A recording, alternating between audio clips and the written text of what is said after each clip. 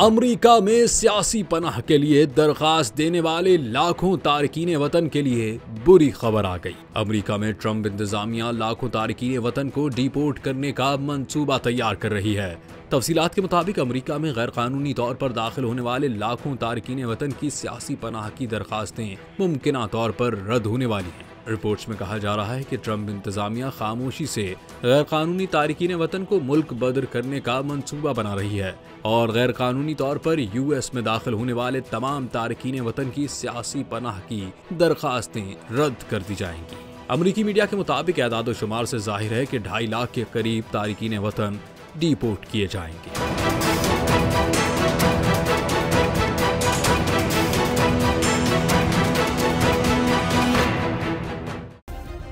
Subscribe करें और bell दबाएं ताकि कोई खबर रह न जाए।